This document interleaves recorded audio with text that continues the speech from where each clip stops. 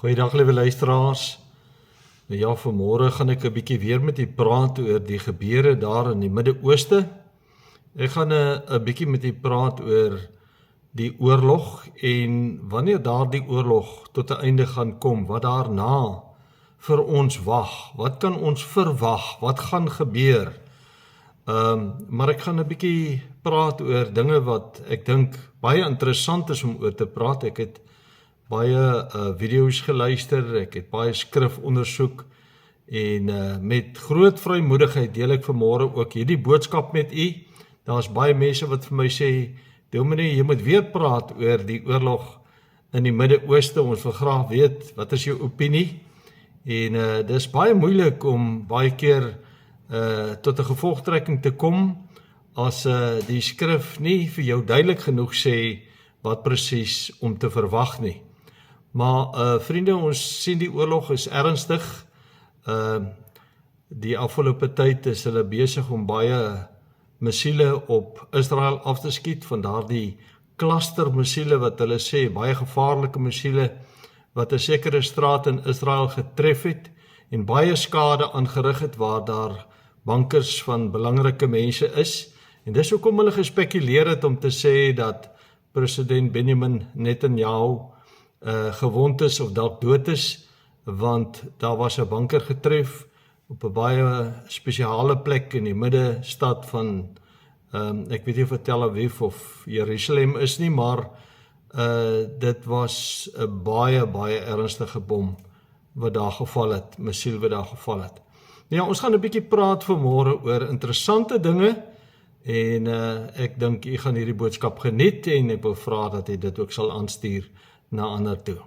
Ons lees twee gedeeltes wat die Here op my hart gelê het. Die eerste is in Genesis 16 vanaf vers 1 tot 11 en dan lees ons verder. Ek sal dit ook aankondig wanneer ons daarby kom, dat ek net vinnig loop, dan lees ons ook Esdra 1 vanaf vers 1 tot 11. Dis twee redelike interessante gedeeltes wat ons vanmôre saam lees. Genesis 16 vanaf vers 1 tot 11. Daar staan geskryf, maar Sarai, die vrou van Abraham, het vir hom geen kinders gebaar nie. En sy het 'n Egiptiese slavin gehad met die naam van Hagar. En Sarai het vir Abraham gesê, jy weet, die Here het my nie toegelaat om moeder te word nie. Gaan tog in by my slavin. Miskien sal ek uit haar gebou word. En Abraham het na Sarai geluister. Toe neem Sarai, die vrou van Abraham, Hagar, die Egiptiese, haar slavin, nadat Abraham 10 jaar in die land Kanaan gewoon het, en gee haar aan haar man Abraham om sy vrou te wees. En hy het by Hagar ingegaan en sy het swanger geword. Maar toe sy sien dat sy swanger was, het haar meesteres veragtelik in haar oë geword. En Sarai sê vir Abraham, die onreg my aangedoen is op jou. Ek self het my slavin in jou skoot gegee, en nou dat sy sien dat sy swanger is, het ek veragtelik in haar oë geword. Laat die Here oordeel tussen my en jou. En Abraham antwoord Sarai, daar is jou slavin in jou hand, doen met haar soos dit goed is in jou oë. Toe het Sarai haar sleg behandel en sy het van haar af weggevlug.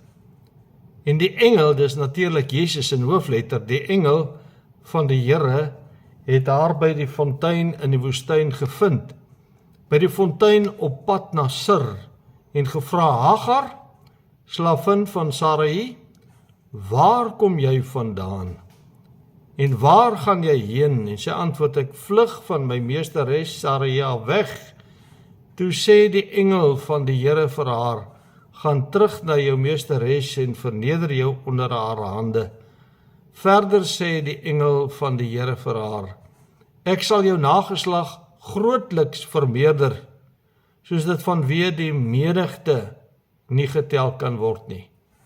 Ook sê die engel van die Here vir haar, kyk, jy is swanger en sal 'n seun baar en jy moet hom Ismael noem, want die Here het jou in jou ellende verhoor.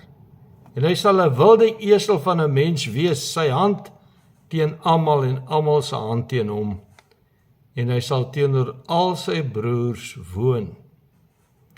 En dan lees ons natuurlik ook in Esdra 1 vanaf vers 1 tot 11, en daar staan geskryf: En in die eerste jaar van Kores, die koning van Persië, het die Here, sodat die woord van die Here uit die mond van Jeremia vervul sou word, die gees van Kores, die koning van Persië, opgewek, dat hy 'n oproep deur sy hele koninkryk laat gaan het, selfs ook skriftelik om te sê, so sê Kores, die koning van Persië, al die koninkryke van die aarde het die Here, die God van die hemel, aan my gegee en hy het my opgedra om vir hom 'n huis te bou in Jerusalem wat in Juda is.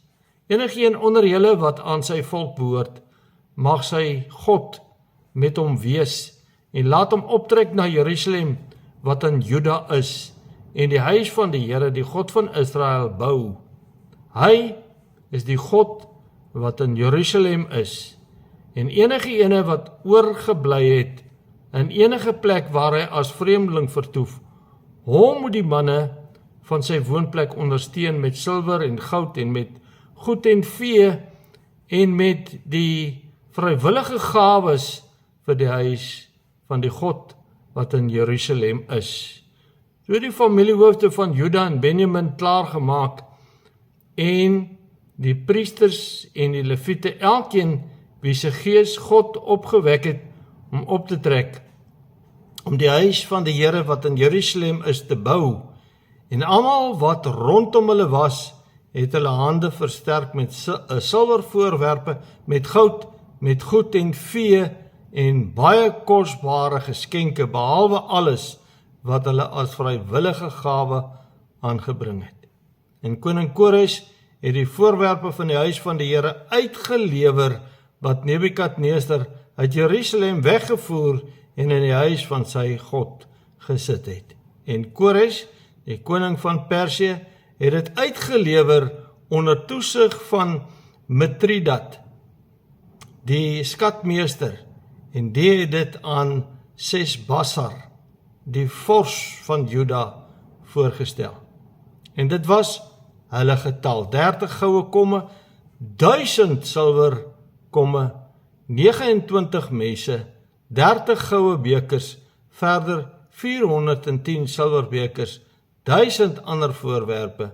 Al die voorwerpe van goud en silwer was 5400. Dit alles het Sesbassar saamgebring toe die ballinge uit Babel na Jerusalem opgetrek het. Dis 'n lang gedeelte, of 2 gedeeltes wat ons saam gelees het, maar kosbaar, baie kosbaar, ek gaan 'n bietjie daaroor praat, kom ons bid net saam. Ons wonderlike Vader, ons wil vanmôre weer eens na U toe kom en vir U sê, baie dankie vir U woord wat ons vanmôre kon lees. Ons het vanmôre gelees van Hagar, wat swanger geraak het, Abraham het 'n seun by haar verwek, wat sy Ismael moes noem in opdrag van die Here, en die nageslag van Ismael is die islamitiese volke, die Arabiese volke, soos wat ons baie keer sê. En ons verstaan nie altyd waarom is daar so 'n geweldige haat tussen die Arabiese volke en die volk van God, Israel nie. Vanmôre wil ons vra dat U vir ons sal kom leer, dat U woord vir ons sal kom oopbreek, en dat ons sal verstaan aan die einde van die dag presies wat gebeur het en wat die rede vir dit alles is. En ook die oorlog daar in die Midde-Ooste, Here, werp U vir ons die lig op daardie oorlog vanmôre deur hierdie boodskap. Leer U ons en kom seën ons weer eens deur U woord in Jesus se naam. Amen. Ek lees net weer enkele verse uit ons geleesde gedeelte aan die voor, en dis 'n paar verse waarop ek wil fokus in die loop van hierdie boodskap. En dit naamlik Genesis 16 vers 10 tot 12 waar daar geskryf staan: Verder sê die engel van die Here vir haar: Ek sal jou nageslag grootliks vermeerder, sodat dit vanweë die menigte nie getel kan word nie. Ook sê die engel van die Here, dis nou die Here Jesus, hoofletter engel van die Here vir haar, kyk, jy is swanger en sal 'n seun baar en jy moet hom Ismael noem, want die Here het jou in jou ellende verhoor. En hy sal 'n wilde esel van 'n mens wees, en sy hand teen almal, en almal sy hand teen hom, en hy sal teenoor al sy broers woon. Dan lees ek ook vir die Esdra 1 vers 1 tot 3 weer, waar daar geskryf staan, en in die eerste jaar van Kores, die koning van Persië, het die Here sodat die woord van die Here uit die mond van Jeremia vervul sou word, die gees van Kores, die koning van Persië, opgewek, dat hy 'n oproep deur sy hele koninkryk laat gaan, het selfs ook skriftelik, om te sê, so sê Kores, die koning van Persië. Nou Persië is vandag Iran.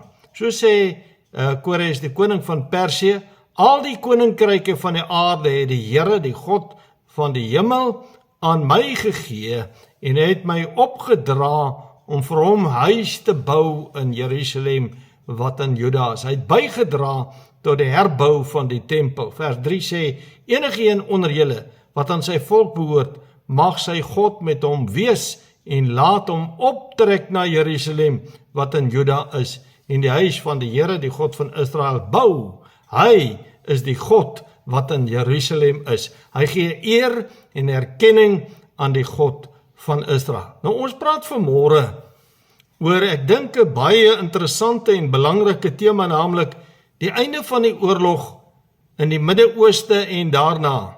Nou ons kyk 'n bietjie vooruit oor die einde van hierdie oorlog wat ons nie weet wanneer dit sal plaasvind nie. Dit kan nog 'n week duur, dit kan nog 2 weke duur, dit kan nog 'n maand duur, dit kan dalk langer duur, maar iewers op 'n kol gaan hierdie oorlog tot 'n einde kom. Nou vriende, die begin van die boek Esdra 1 vers 1 tot 4 wat ons gelees het, word feitelik woordeliks herhaal in 2 Kronieke 36 vers 22 en 23. Nou daar word melding gemaak van Kores, die koning van Persië, wat 'n opdrag uitgevaardig het, mondelings en skriftelik, dat die Jode wat toe in Persië in ballingskap was, of onder die Persiese regering onder ballingskap was, kon teruggaan na Jerusalem om weer die tempel van Salomo te gaan herbou. Dis 'n wonderlike gebeurtenis wat hier plaasgevind het, en daarom het ek dit vir u gelees. Onthou, Persië is vandag bekend as Iran, en hulle is die nakomelinge van Ismael, soos wat ons nou gelees het in Genesis 16.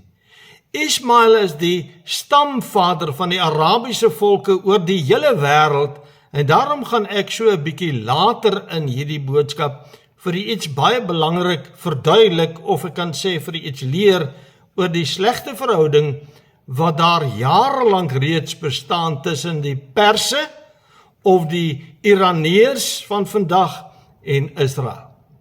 Maar toe Israel daar in Persië, met ander woorde in die Iran van vandag, in ballingskap was dit absoluut die Here, die God van die hemel en die God van Israel, wat hierdie gedagte en hierdie gewilligheid in Kores, die koning van Persië, se hart opgewek het om Israel vry te laat, sodat hulle na hulle land kon terugkeer. Dit is net die Here wat so iets in daardie koning se hart gewerk het. Dit was natuurlik 'n profetiese voorspelling van die profeet Jeremia, wat letterlik in vervulling gekom het, en ons lees van daardie profetiese voorspelling in Jeremia 29 vers 10. Nou die eerste tempel, bekend as die tempel van Salomo, is in 586 voor Christus deur Nebukadneser verwoes. Hy het die Jode verslaan en hulle na Babel toe weggevoer, en daarvan lees ons in 2 Kronieke 36, baie interessante verhaal om te gaan lees. Babel is in 539 voor Christus, dit wil sê 47 jaar later, deur Persië, vandag bekend as Iran, verslaan. Onder aanvoering van Kores, ook bekend as Cyrus 'n pers, hy was 'n pers, met ander woorde, hy was 'n Iranees, soos wat ons dit vandag sal sê. Na 23 jaar wat die Jode toe nog in ballingskap onder die Perse was, het die Here dit in koning Kores se hart opgewek om aan die Jode toestemming te gee om na Jerusalem terug te keer of na Israel terug te keer en hulle tempel te gaan herbou na presies 70 jaar van ballingskap. En dis wat Jeremia voorspel het, dat hulle na 70 jaar sal terugkeer na Israel. Anders as die vorige wêreldheersers, die Assiriërs en die Babiloniërs, tree koning Kores van Persië goedgesind teenoor die Jode op. Ons sien dit mos nou, hoe goedgesind hy hulle was. Is net die Here wat so iets in sy hart kon werk.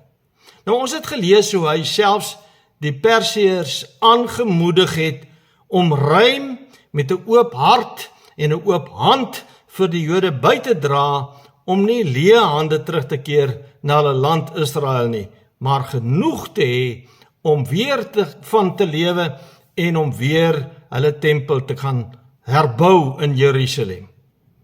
Hy het ook vir hulle alles wat Nebukadneser uit die tempel geroof het, vir hulle weer teruggegee. Ons het dit gelees. Ek lees weer vir Esdra 1 vers 4. En enige een wat oorgebly het in enige plek waar hy as vreemdeling vertoef, nou praat hy van die Israelies. Hom moet die manne van sy woonplek ondersteun met silwer en goud en met goed en vee en met vrywillige gawes vir die huis van die God wat in Jerusalem is. Hoor, gee erkenning aan die God van Israel, die God wat in Jerusalem is. In vers 9 tot 11 lees ons hoeveel goud en silwer en ander kosbare en waardevolle artikels die Perse, die Iraneërs kan ons sê, aan die Jode geskenk het om met hulle saam te neem na hulle land toe, om weer hulle tempel te kon gaan herbou. Want dit was vir hulle baie belangrik, hulle wou weer hulle tempel gaan herbou, waar hulle die lewende God kon aanbid. Dit is amper ondenkbaar om te dink dat dit op 'n stadium die gesindheid van die Perse teenoor Israel was. Hierdie goeie, ek wil amper sê genadige, liefdevolle gesindheid kan ons dit amper noem. En daarom wonder 'n mens, wat het dan deur die afgelope jare so verkeerd geloop, dat die Perse of Iran so 'n haat vir Israel ontwikkel het, dat hulle vir die afgelope 70 jaar, ek praat nie van jare voor dit nie, die afgelope 70 jaar, vandat Israel weer as 'n staat erken is, en langer selfs, verskeie kere in 'n oorlog of 'n konfliksituasie was, en met Israel, en nou steeds in 'n geweldige oorlog-konfliksituasie met Israel is. Nou ek gee die antwoord vir hierdie verskriklike haat 'n bietjie later in die loop van hierdie boodskap. Maar vriende, is belangrik, ons moet eers fokus op die huidige oorlog in Iran. 'n Paar maande gelede, na die 12 dae oorlog van 13 tot 24 Junie 2025 tussen Israel en Iran, waar Amerika, ek dink, ook 3 bomme geskiet het op hulle kernaanlegte, sou niemand kon raai dat Amerika betrokke sou raak in so aggressiewe oorlog met Iran as bondgenoot van Israel nie. Ons sou dit nooit kon raai dat hulle so ver sou gaan, ook Amerika spesifiek, om oorlog teen Iran te voer nie. Veral nie omdat Donald Trump so graag as die vredemaker van die wêreld wou optree nie. Daar is al baie gesê, daar word van Amerika gepraat of na Amerika word nie van Amerika gepraat of na Amerika verwys in die eindtyd profesie nie. Baie mense sê nêrens lees ons van Amerika dat Amerika 'n rol speel in die eindtyd profesie nie. Dus het almal aanvaar dat die FSA geen rol in die eindtyd gebeure gaan speel nie, en tog sien ons die groot en belangrike rol wat hulle tans speel. Alhoewel ons nie presies weet wat die gevolge van hierdie oorlog in die Midde-Ooste tussen die FSA en Israel aan die een kant en Iran aan die ander kant gaan wees nie. Ons weet nie regtig wat die gevolge daarvan gaan wees. Ons weet nie wanneer dit gaan beëindig nie. Nou ek het vir u gesê in 'n vorige boodskap vir u gesê ek vermoed dat daar dalk 'n ooreenkoms by die onderhandelinge sou plaasvind. Indien nie, sal daar 'n oorlog wees, maar dit sal nie baie lank duur nie, en ek het ook gesê, daar sal nie 'n derde wêreldoorlog plaasvind nie. Aan die begin van die oorlog het iemand gesê, daar gaan soveel valse boodskappe en video's tydens hierdie oorlog die rond te doen, dat ons gaan sukkel om die regte nuus van die valse nuus te kan onderskei. Nou vriende, as daar een ding is wat waar geword het, dan was dit hierdie waarskuwing, want sedert maandag, die 16de Maart, was die nuus versprei dat president Benjamin Netanyahu van Israel ernstig beseer, soos ek aan die begin van die boodskap gesê het, ernstig beseer of dood is, in 'n missielontploffing wat na bewering sy banker getref het. Maar ek en my vrou ontvang Israel se nuus op WhatsApp, en daar was Dinsdag aand, nou van maandag af het hulle hierdie nuus versprei, en daar was Dinsdag aand 'n video op daardie Israel nuus, waarin Netanyahu self bevestig dat die berigte wat oor hom versprei word, dat hy dood is, vals is, maar daar's steeds mense, ek het vanoggend, en nou praat ek van Vrydagoggend, steeds het ek 'n boodskap gekry van mense wat nog verkondig dat hy dood is, en hy het self gesê dat hy lewe. Vrydagoggend, 20 Maart, was daar weer 'n toespraak van Benjamin Netanyahu geplaas op Israel se nuus, dis nou op WhatsApp, waar hy met hierdie woorde begin het. Hy sê, ek wil net sê, ek lewe nog, en julle wat my sien, is getuies daarvan. En daarom wil ek vir u sê, glo dis nie enige nuus wat versprei word oor die oorlog nie.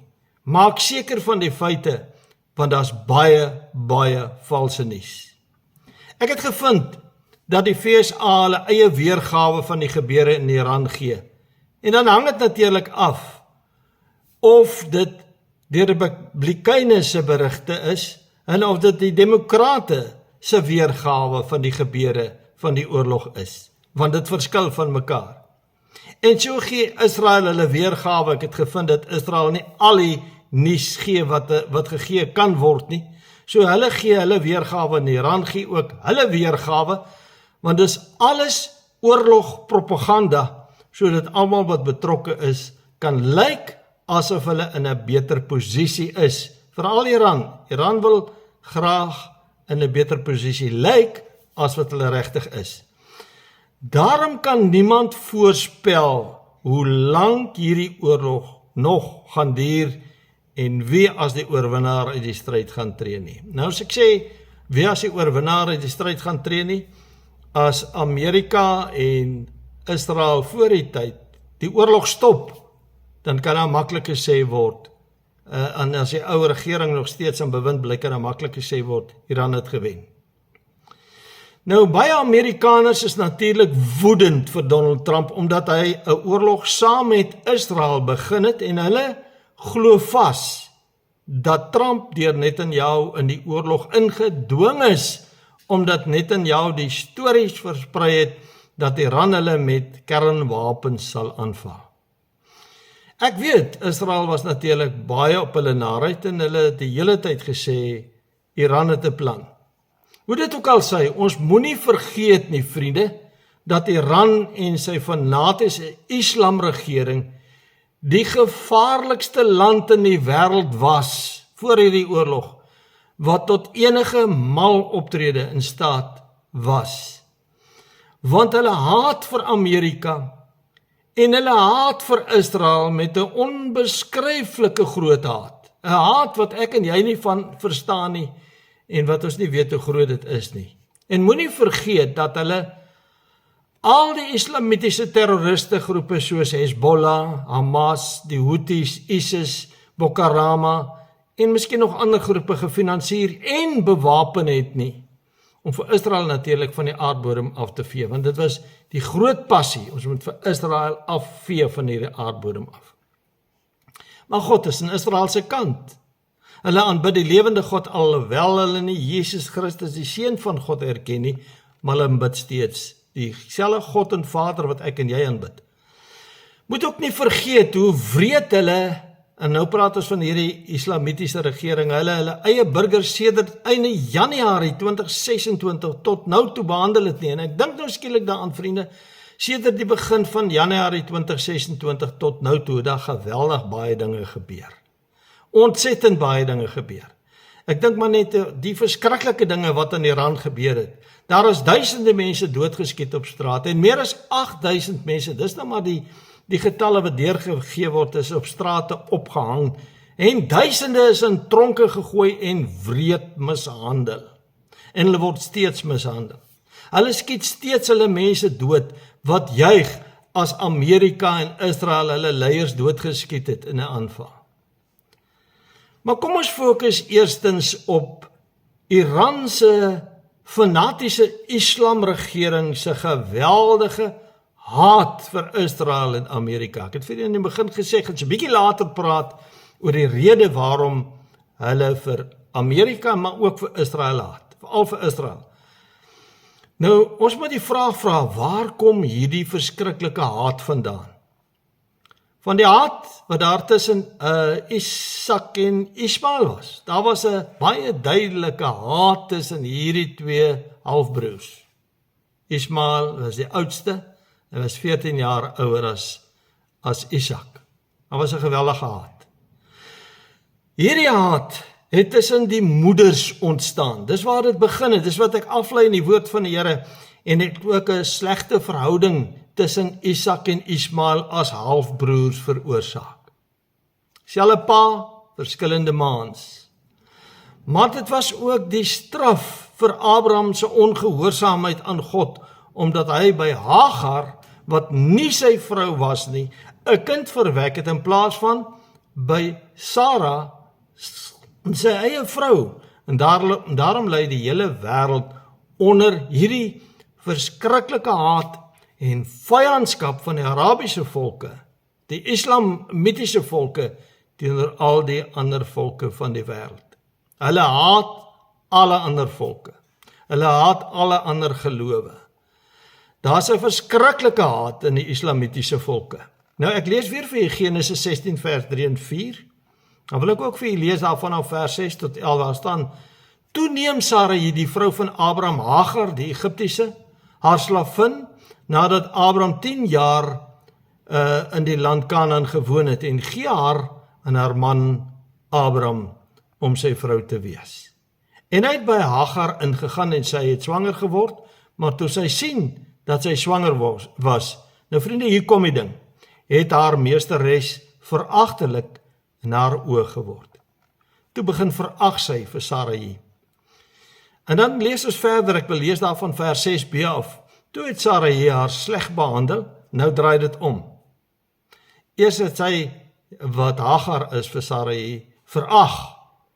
En nou het Sarai haar sleg behandel en sy het van haar al weggevlug. En die engel, Jesus, in hoofletters van die Here, het haar by die fontein in die woestyn gevind. By die fontein op pad na Sir. Vers 8 sê, en gevra, Hagar, slavin van Sarai, waar kom jy vandaan? En waar gaan jy heen? En sy antwoord, ek vlug van my meesteres Sarai weg. Nou, dit is heel in die begin. Sy was nog net swanger. Nou sê vers 9, toe sê die engel van die Here vir haar, gaan terug na jou meesteres. Wees nederig, onderdanig, gaan terug en verneder jou onder haar hande. Verder sê die engel van die Here vir haar, ek sal jou nageslag grootliks vermeerder, hoor nou mooi wat sê hy, sodat dit vanweë die menigte nie getel kan word nie. Hoor jy wat sê die Here? Wat is die belofte wat die Here aan haar maak? Jou nageslag sal so groot wees, Ismael se nageslag, dat dit nie getel kan word nie. Ook sê die engel van die Here vir haar, kyk, jy is swanger en sal 'n seun baar en jy moet hom Ismael noem. Die Here het sy naam gekies. Want die Here het jou in jou ellende verhoor. En hy sal 'n wilde esel van 'n mens wees. Hy sal 'n wilde esel van 'n mens wees. Dis 'n vreeslike beskrywing. Sy hand teen almal, en almal se hand teen hom, en hy sal teenoor al sy broers woon. Nou luister, hoe beskryf Jesus Ismael se persoonlikheid? Hy sal 'n wilde esel van 'n mens wees. Ek het baie daaroor gedink, ek het baie gaan lees daaroor. Hy sal wild wees. Hy sal 'n wilde mens wees. Hy sal 'n wreedhart wees. Hy sal ontembaar wees. Hy sal roekeloos wees. Hard, ongevoelig. Ons sien dit ook in sy nageslag. Ons sien dit in die islamitiese volke. Hulle is wreed, hulle moor vir niks, hulle moor graag. En hulle sê dit is vir hulle godsdienst. Dis 'n politieke ding, dis nie 'n godsdienst nie. In die tyd van koningin Ester het die haat teenoor die Jode weer opgevlam en Haman, die Agagiet, hy het onthou dat God sy voorouers gestraf het toe hulle geweier het om Israel deur hulle land te laat trek met die uittog uit Egipte. So toe onthou hy. Haman onthou dat die Here sy nageslagte gestraf het. En Haman was 'n afstammeling van koning Agag. En daarom wou hy hê dat Ester se oom, Mordegai, wat 'n Jood was, opgehang moes word, omdat hy hom nie voor Haman wou neerbuig nie. Maar hy selfs later, en ek vat nou 'n kort pad, deur Ahasveros, die koning van Persië, daai tydse koning, wat met Ester getroud was, is hy self laat ophang. Nou vriende, ek wil vir u 'n baie interessante storie vertel. Daar word vertel dat die Ayatollah Khomeini so 'n geweldige haat vir Israel gehad het. By geleentheid het 'n joernalis hom besoek. En hierdie joernalis het vir hom gevra, wat is jou grootste begeerte in jou lewe? Hierdie joernalis het so 'n tydjie gestaan en hy sy tee geroer, dis nou die Ayatollah, sy tee geroer, en toe sê hy vir hom, ek het net een begeerte.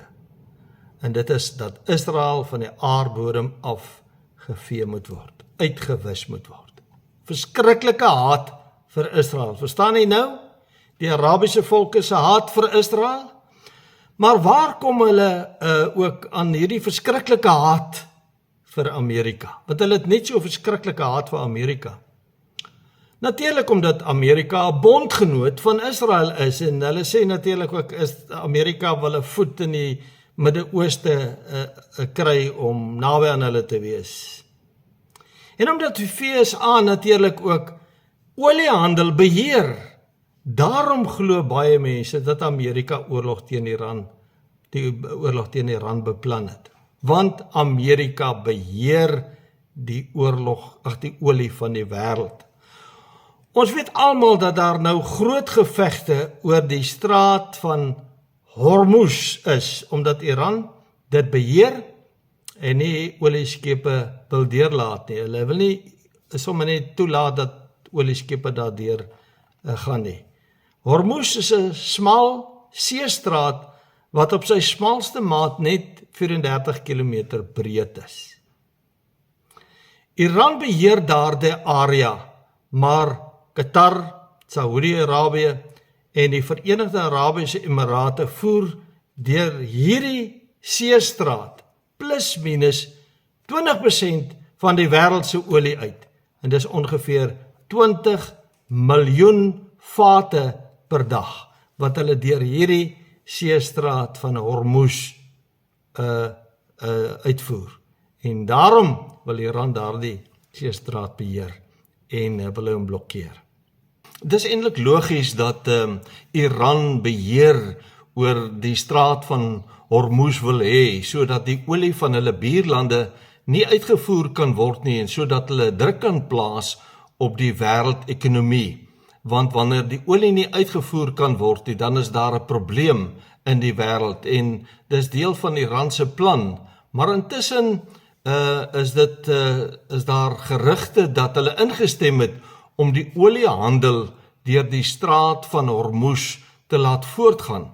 maar op een voorwaarde natuurlik, en 'n baie interessante voorwaarde, en dit is dat die olie wat daardeur uitgevoer word in China se yuan betaal word. Met ander woorde, in die toekoms wil hulle hê dat die olie wat deur daardie straat uitgevoer word in Chinese yuan betaal moet word. Nou vriende, sedert die 1970s is petrolhandel aan die Amerikaanse dollar gekoppel. Amerika het dit reg gekry dat die petrolhandel aan hulle dollar gekoppel moet word. Daarom weet ons dat wanneer jy verneem die olieprys het opgegaan, dan word daar gepraat van dis nou 80 of 100 dollar 'n vaat. Selfs die grootste vyande van die VSA moet in dollar daarvoor betaal. Dit was nog altyd so gewees sedert die vroeë 70s. Dit het gemaak dat die VSA geweldige mag gekry het, want hulle geld is nodig om olie aan te koop. China is die grootste koper natuurlik van olie in die wêreld, en daarom maak dit eintlik sin as dit in die Chinese yuan gekoop moet word. Indien die olie wat deur die straat van Hormuz beweeg aan die Chinese yuan gekoppel word, sal China die mag van die VSA geweldig verswak en die wêreldmarkte sal gedestabiliseer word. Maar dit sal wel beteken dat die BRICS-lande soos Suid-Afrika, Rusland, Indië en ander bondgenote 'n groot deel van die oliepryse sal kan beheer in opposisie met die VSA se dollarprys, wat hoofsaaklik deur die westerse lande gesteun sal word. Daar was intussen inligting dat van die westerse lande onderteken het dat hulle vir Amerika ondersteun dat hierdie straat van Hormuz oopgestel moet word. Maar as dit so sou gebeur dat hulle die olie met die Chinese yuan dan sal verhandel, dan beteken dit dat Suid-Afrika definitief ook daarby sal baat en ander lande, en die BRICS-lande. Amerika sal dit nie wil toelaat nie, want dit sal die ekonomie 'n geweldige knou gee. Sal Amerika se ekonomie ook 'n geweldige knou gee, en dit sal beteken dat hulle geen sanksies op hierdie lande meer sal kan toepas soos in die verlede nie. En daarom sal hulle tot die bitterste einde toe teen Iran oorlog voer om steeds beheer oor die oliepryse te kan behou. Jy weet, vriende, hulle het in die verlede sanksies op baie lande toegepas, soos onder andere teen Iran en ook teen Rusland. En dit maak dat hulle nou geen beheer, wanneer hierdie olie in die Chinese yuan verhandel word, sal hulle nie meer sanksies kan toepas op hierdie lande nie, ook nie op Iran in die toekoms nie. Maar vriende, al word Iran se huidige regering omvergewerp, sal die volgende regering steeds in die geheim planne teen Israel smee. Ons moet dit onthou, want dit is 'n profesie wat vervul moet word. Iran speel 'n geweldige groot rol in die eindtyd profesie. So watter regering ook al aan bewind gaan kom, hulle gaan steeds planne teen Israel smee. Ek glo natuurlik nie dat hierdie huidige regering omvergewerp gaan word nie, dit gaan net 'n verswakte regering wees. Onthou altyd wat ek al verskeie kere gesê het, en dit is dat Iran volgens Esegiel 38 'n baie belangrike rol in die eindtyd profesie speel, want hulle gaan deel uitmaak van die lande wat uit die noorde sal optrek om teen Israel oorlog te voer. Dis die Gog-oorlog waarvan ons lees in Esegiel 38. En vriende, daar word in Esegiel 38 gepraat van 'n aardbewing. En as daardie aardbewing plaasvind, sal al die mure van die aarde platval. Dis wat die woord sê. Luister nou die dag na 'n prediker wat sê, dit sal 2000 jaar neem om weer die mure van die aarde te herbou. En daarom kan hierdie oorlog nie nou plaasvind nie, dit is onmoontlik. En daarom moet hulle natuurlik ook steeds hierdie regering wat steeds aan bewind sal kom, of sal wees, of aan bewind sal kom, hulle sal steeds hulle wapenprojekte moet voortsit. Hulle sal steeds wapens moet ontwikkel, want hulle speel 'n rol in die Esegiel 38 oorlog, wat ek natuurlik dink wat dieselfde gebeurtenis is as die slag van Armageddon.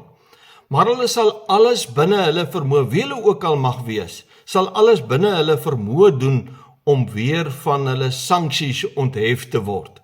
En daarom sal hulle absoluut graag wil hê dat hierdie olie wat deur die straat van Hormuz uitgevoer word, in Chinese yuan verkoop moet word, of aan Chinese yuan gekoppel moet word. En daarom sal hulle heel moontlik hulle streng islamitiese reëls en wette 'n bietjie verslap, omdat hulle weet die hele wêreld se oë is op hulle. Watter regering ook al in bewind gaan kom, sal die islamitiese wette verslap, want al die oë van die wêreld is op hulle, en ook mense van menseregte organisasies hou hulle fyn dop. Nou vriende, onlangs het ek met 'n vriend van my gepraat oor laas keer se boodskap waar ek gesê het, hierdie regering kan nie omvergewerp word nie. Toe sê hy vir my, is onmoontlik, Amerika gaan hulle omverwerp, en ek stem nie saam daarmee nie. Maar onthou, die wêreld sal vrede sluit met mekaar, en as die nuwe regering ook daarby inkoop, om vrede te sluit, om daardie vredesonderhandelinge te onderteken, sal dit net vir die skyn wees. So baie mense het voorspel dat hier 'n derde wêreldoorlog gaan ontstaan met die VSA en Israel se aanval op Iran. Ek het van die begin af gesê, ek kan nie insien dat daar 'n derde wêreldoorlog gaan ontstaan nie. Ek het daarvan verskil op grond van Jesus se woorde in Matteus 24 vers 6, waar daar geskryf staan, en julle sal hoor van oorloë en gerugte van oorloë. Pas op, moenie verskrik word nie, want alles moet plaasvind. Maar dit is nog nie die einde nie, maar al hierdie dinge is die begin van die smarte. Vriende, wanneer daar 'n derde wêreldoorlog plaasvind, dan is dit die einde van ons bestaan op aarde. Dit gaan geweldig wees. Ek luister weer in die week na iemand wat sê, Rusland kan nie by die oorlog betrokke raak nie, om verskeie redes. Rusland is reeds verswak deur hulle oorlog met Oekraïne. Hulle het 'n olieprobleem, omdat daar baie aanvalle op hulle olieaanlegte en hulle olienetwerke is. En dan sê hy ook, en China kan ook nie betrokke raak by hierdie oorlog nie. En hy noem 'n paar redes, en ek wil dit vir u noem. Hy sê, hulle dryf handel met Amerika. Hulle dryf handel met die westerse lande. En Amerika skuld vir hulle miljoene dollars. En daarom kan hulle nie betrokke raak by hierdie oorlog nie. Hulle kan nie hulle handelaars met wie hulle handel dryf nou verloor nie. En die ander rede is, China het nie olie nie. En as jy nie olie het nie, hoe maak jy oorlog? En met die huidige oorlog word daardie olieaar na China toe ook toegedruk. Maar vriende, ek wil vir u sê, ek is van mening dat na hierdie oorlog sal daar ernstige vredesonderhandelinge plaasvind. Dit is my mening.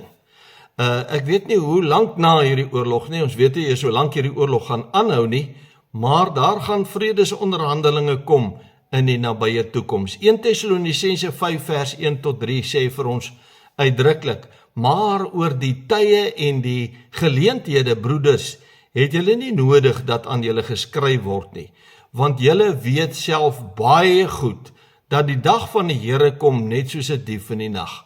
Nou, Paulus sê, nie nodig om vir julle te skryf, wat sal die tekens van die tye wees, want julle sal dit ervaar, en ons ervaar dit nou, en dan sê Jesus gaan skielik kom soos 'n dief in die nag, en dan sê vers 3, want wanneer hulle sê vrede en veiligheid, dan oorval hulle skielike verderf hulle, soos die barensnood 'n swanger vrou, en hulle sal sekerlik nie ontvlug nie. Ek sê weer, as die nuwe regering, wie hulle ook al is, die nuwe regering van Iran, ook by hierdie vredesonderhandelinge inkoop, sal dit net vir die skyn wees. Hulle sal net die wêreld blaf daarmee. Hulle is meesterbedrieërs en misleiers. En ons het dit weer eens gesien met hierdie oorlog. Hulle het probeer onderhandel met Amerika, en hulle het nie daarin geslaag nie, maar agterna het hulle gelieg oor alles. En daar's 'n spreekwoord wat sê, you never teach a old dog new tricks. En dit is verskriklik waar. Jy kan nie mense wat leenaars is en bedrieërs is, tot ander insigte bring nie. Inteendeel, dis hoe die hele wêreld se leiers lyk en optree. Almal lieg oor alles, net om hulle eie doel te bereik. Maar laastens wil ek die vraag hanteer, hoe weet ons dat ons in die laaste dae vlak voor Jesus se koms en die anti-kris se verskyning leef? Ons leef in die laaste dae verseker ongetwyfeld. Vriende, hoekom sê ek so? Omdat die meeste eindtydprofesieë reeds in vervulling gekom het. Maar daar is nog 'n paar profesieë wat eers in vervulling moet kom. Een van daardie profesieë is, die evangelie van Jesus Christus moet aan almal verkondig word. Almal moet die evangelie van Jesus Christus hoor. En ons sien, daar kom geweldig baie moslems tot bekering. En almal besef dat daar's net een God. Die moslems besef, net Jesus kan hulle red. Matteus 24 vers 12 tot 14, Jesus se woorde waar hy sê, en omdat die ongeregtigheid vermeerder word, ons sien hoe die ongeregtigheid vermeerder, sal die liefde van die meeste verkoel, maar wie volhard tot die einde toe, sal gered word. Ek en jy moet volhard om die Here te dien. En dan sê vers 14, en hierdie evangelie van die koninkryk sal verkondig word in die hele wêreld tot 'n getuienis vir al die nasies, en dan sal die einde kom. Almal verkondig die evangelie van Jesus Christus skielik met oorgawe, en dit is vir my 'n baie duidelike teken dat Jesus se koms naby is. Onthou nou, die evangelie van Jesus gaan in die groot verdrukking ook verkondig word, en daar gaan baie mense in die groot verdrukking tot bekering kom. Jy moet nou onthou, ek noem net 'n paar voorbeelde van profesie wat nog in vervulling moet kom. Die volgende een wat ek wil noem is natuurlik die wêreldvrede, waarvan ons nou net gelees het in 1 Tessalonisense 5 vers 3. Wêreldvrede wat moet aanbreek. En wanneer hulle vrede sluit, al die wêreldlande met mekaar, of die meeste lande met mekaar, gaan vrede sluit, dan gaan enkeles wees wat dalk nie inkoop by hierdie wêreldvrede nie. Maar dan sê die woord, dan gaan 'n skielike verderf hulle oorval, soos 'n barensnood die swanger vrou. En dan kom die anti-kris. Dan kom Jesus sy bruid, en die anti-kris verskyn op die toneel. En die derde wat ek wil noem, is 'n kontantlose geldstelsel, waarvan ons lees in Openbaring 13. Nou, vriende, ons weet, dit gaan in die groot verdrukking ingestel word, maar ons gaan binnekort, as ons nog vir 'n jaar of 2 of 3 hier op aarde is, gaan ons sien hoe dat kontant uitfaseer, hoe dat die digitale ID gaan inkom, en hoe dat alles deur die rekenaar, deur die digitale stelsel beheer gaan word, en ek en jy gaan nie meer kontant geld hê nie, ons sal by alles moet inval. En die vierde en die laaste voorbeeld wat ek wil noem is, die KI, of die AI, gaan die wêreld beheer. Kunsmatige intelligensie gaan die wêreld beheer. Ons lees daarvan, weer interessant, hierdie skrif het altyd vir my laat wonder, wat beteken dit?